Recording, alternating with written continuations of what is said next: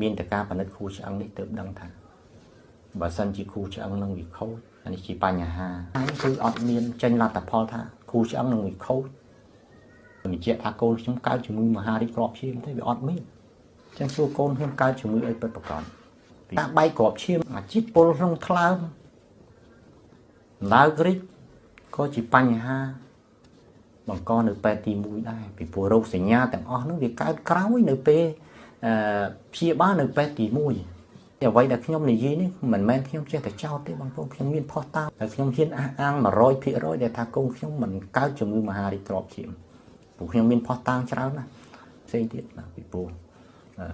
ខ្ញុំនិយាយនៅក្នុងនេះវាច្រើនមកតាក់ទងទៅនឹងបញ្ហានេះច្រើន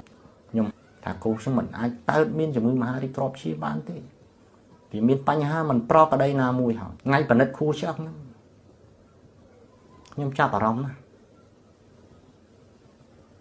នៅពេលហ្នឹងហើយជាពេលដែលកូនខ្ញុំបានធ្លាក់ចុះ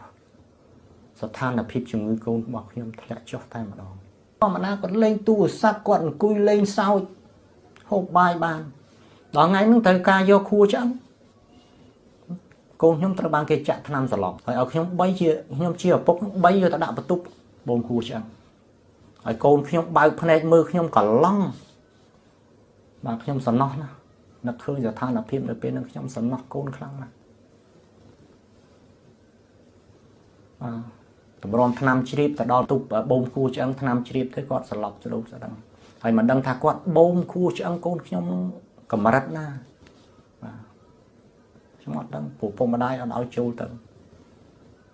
មានតែគ្រូពេទ្យ4-5អ្នក4-10អ្នកចូលខ្ញុំមិនដឹងថាគាត់ពិសោធន៍បរហាញឬក៏ឲ្យគ្រូពេទ្យក្មេងៗទៅបូមយកបទពិសោធន៍ក៏មិនដឹងយ៉ាងម៉េចពីព្រោះពេលដែលបូមហើយកូនរបស់ខ្ញុំយកមកដាក់នៅក្រែវិញកូនរបស់ខ្ញុំគឺល្វើល្វាយបាត់គាត់ដឹងខ្លួនដូចជាខ្ញុំលេងដូចតាមអង្គុយក៏លេងបានហូបបាយក៏លេងបានវាទៅជាដូចជារវើរវាយដឹងហើយដូចរវើរវាយហើយខ្សោយ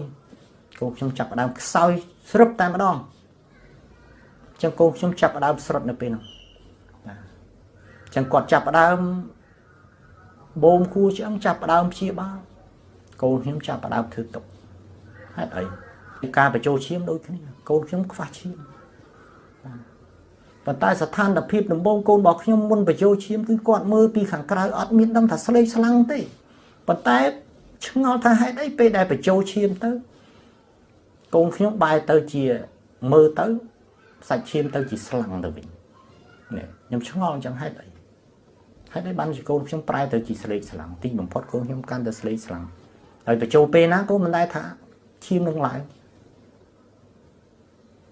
តែដំបូងនេះហេតុស្អីកូនរបស់ខ្ញុំនៅធម្មតាពេលដែលគ្រូពេទ្យចាប់ផ្ដើមព្យាបាលចាប់ផ្ដើមធ្វើអ្វីមួយកូនរបស់ខ្ញុំចាប់ផ្ដើមធ្វើទុកខ្ញុំសួរថាហេតុអីនេះជាបញ្ហាតែហេតុអីបានជាសន្និដ្ឋានកូនខ្ញុំកើតជំងឺមហារីកគ្រាប់ឈាមពីព្រោះអាប្រភេទជំងឺអស់ហ្នឹងគឺជាជំងឺដែលមានរោគសញ្ញាដូចតែនឹងអ្វីដែលបានកើតឡើងដោយសារតែកំហុសរបស់ពេទ្យទី